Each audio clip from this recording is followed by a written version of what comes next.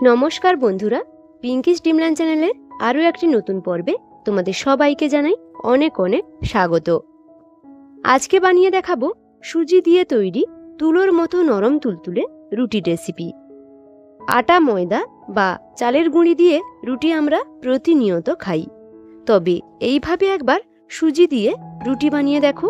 যেমন হবে কাগজের মতো পাতলা, তেমন আবার তুলোর মতো নরম হবে। যে কখনো রুটি খায় না, সেও কিন্তু এই রুটি চেয়ে চেয়ে খাবে। তো চলো বন্ধুরা, চলে যাচ্ছি আজকের রেসিপিতে। প্রথমে গ্যাস জ্বালিয়ে একটা কড়াই বসিয়ে তাতে 2 বাটি জল দিয়ে দিচ্ছি। স্বাদ মতো কিছুটা লবণ দিয়ে দিচ্ছি। এবার জলটাকে একটু ফুটিয়ে নেব। জলটা ফুটতে শুরু করলে এতে যে বাটি মেপে 2 বাটি জল নিয়েছিলাম, সেই বাটির 1 বাটি সুজি দিয়ে দিচ্ছি। এখানে 1 বাটি সুজির জন্য 2 বাটি জল লাগবে।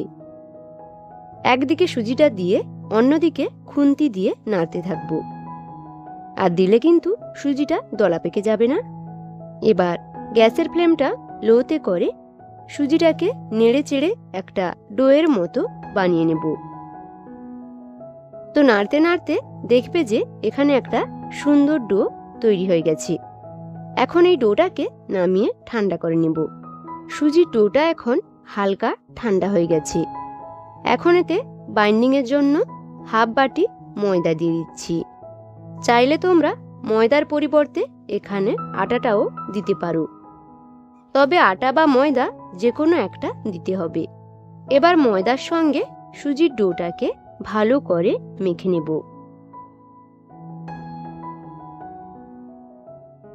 দেখো, সুজির ডোটা এবারে রেডি হয়ে গেছে।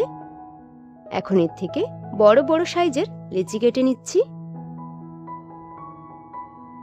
এখন লেচিগুলোকে 2 হাতের সাহায্যে গোল করে নেব। তারপরে শুকনো ময়দার সাহায্যে রুটির আকারে বেলে নেব। যারা আটার রুটি খেতে পছন্দ করো না, তোমরা এইভাবে একবার সুজি দিয়ে রুটি বানিয়ে খাও। খেয়ে কিন্তু ভুলতে পারবে না, এত সুন্দর টেস্টি হয়। এখানে একটি রুটি আমার তৈরি হয়ে গেছে। এবার এটাকে সঙ্গে সঙ্গে ভেজে নেব। তার জন্য ফ্রাই প্যান গরম করে রুটিটা আমি দিয়ে দিলাম। আর কিছু সময় পরে দেখবে যে রুটিটা ফুলতে শুরু করবে।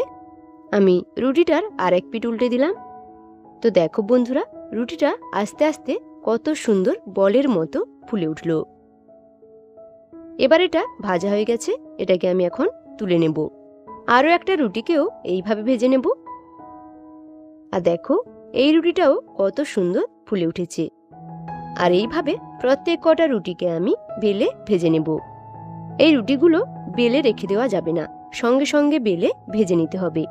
আর এই রুটি বানিয়ে যাকে খাওয়াবে সেই তোমাদের প্রশংসা করবে।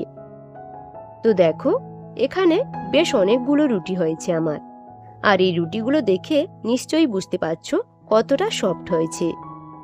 আমি একটি রুটি তোমাদের দেখিয়ে দিচ্ছি। দেখো কতটা নরম তুলতুলে হয়েছে, মুখে দিলেই মিলিয়ে যাবে, এতটা নরম হয়েছে। ভীষণ সফট হয় এই রুটিগুলো। তো বন্ধুরা, বাড়িতে একবার হলেও এই সুজির রুটি বানিয়ে খাও, আর খেতে কেমন হয় অবশ্যই কিন্তু কমেন্টে লিখে জানিও। আজকের মতো এখানে বিদায় নিব।